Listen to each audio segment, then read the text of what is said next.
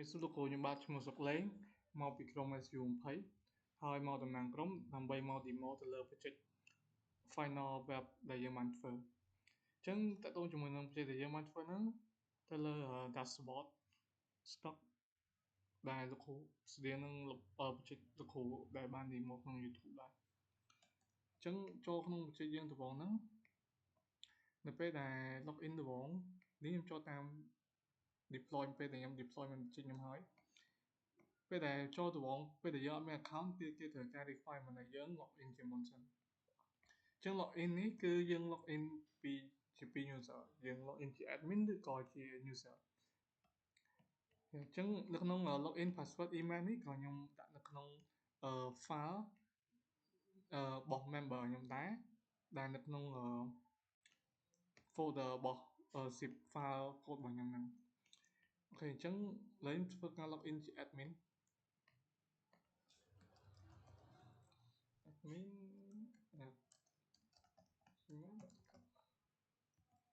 password admin អូខេអញ្ចឹងនៅក្នុង authentication page មួយនេះខ្ញុំបានក៏ set បិទបើកទៅនឹងស្តៀងទៅនឹងកិច្ចការលោកគ្រូដាក់ឲ្យធ្វើដែរនៅក្នុង assignment នេះហើយខ្ញុំអាច recruit បានអូខេអញ្ចឹងពេលដែលខ្ញុំ login ពេលដែល login success នេះក្នុងករណីថាយើង login success យើងនឹង redirect មកកាន់ page នេះចូលលក្ខខណ្ឌថាយើង login បាន success វិញក៏យើងមានជា validation ផងដែរហើយយើងធ្វើការ login admin status កាន់ថ្មីម្ដងទៀតដែរតែលើកនេះដាក់ password ខុសវិញអញ្ចឹងបើសិនជា password ខុសគឺវានឹង invalid អូខេអញ្ចឹងដើម្បីអញ្ចឹងយើង login ឲ្យធ្វើវិញមក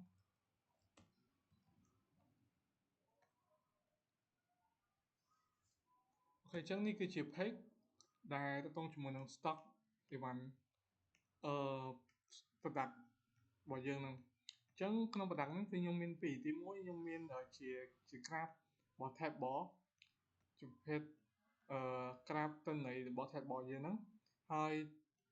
tab bar ទី1នេះគឺទាក់ទងជាមួយនឹង category overview អញ្ចឹង category overview នេះគឺយើងប្រើវានៅក្នុង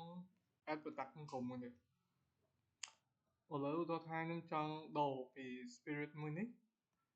ចឹងនៅពេលដែលខ្ញុំ click update ឬក៏ add ហ្នឹងវានឹងធ្វើការចេញ pop up មួយនេះអញ្ចឹងខ្ញុំនេះខ្ញុំដាក់ជាប្រភេទឥឡូវយើងមិននេះយើងធ្វើការ add category មួយទៀតមកហើយយើងដាក់ថា snack ហើយកន្លែង active inactive នេះឧទាហរណ៍ផ្សេងខ្ញុំដាក់ inactive ហើយខ្ញុំ save ជា category អញ្ចឹងនៅក្នុង category មួយនេះគឺវានឹង upload ទៅលើអា snack ដែលខ្ញុំបាន add មកទេទៅលើ category មួយនេះទេឥឡូវខ្ញុំ update ខ្ញុំធ្វើការ update វាហើយខ្ញុំដាក់វា active វិញហើយខ្ញុំ update អញ្ចឹងនៅពេលដែល active category មួយនេះគឺវានឹង load ខាងក្រោមនេះអូខេឥឡូវខ្ញុំឃើញអញ្ចឹងឥឡូវហើយឧទាហរណ៍ថាខ្ញុំចង់ delete ខ្ញុំក៏អីគេ delete បានធម្មតាយ៉ាអញ្ចឹងតើតើមួយ add product វិញ add product ក៏វាស្តៀងទៅនឹងcategory មួយដែរឥឡូវខ្ញុំដាក់ product ថាHanuman មួយចុះហើយតម្លៃរបស់វាគឺ$12 quantity ខ្ញុំដាក់1200ហើយវាប្រភេទជាគេប្រភេទជា BR អូខេហើយខ្ញុំដាក់ Hanuman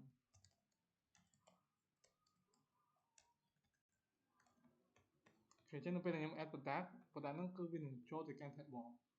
ហើយធ្វើការ add មួយទៀតខ្ញុំដាក់ថា chip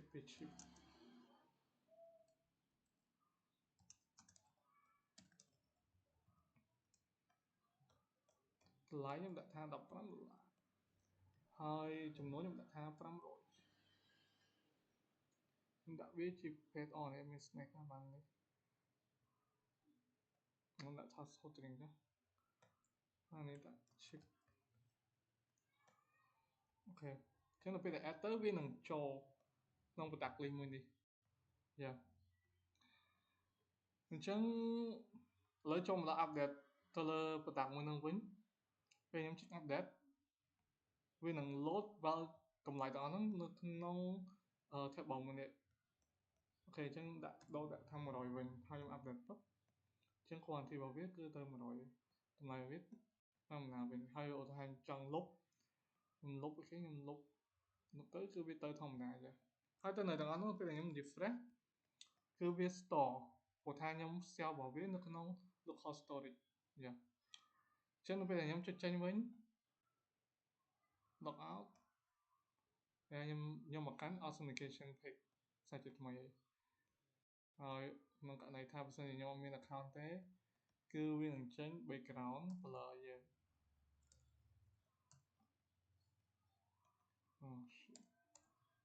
យ៉ានេះអញ្ចឹងវីដេអូមួយនេះគឺមានតែប៉ុណ្្នឹងទេអរគុណដែលបានតាមដានទស្សនាតាំងពីដើមដល់ចប់បាទអរគុណច្រើន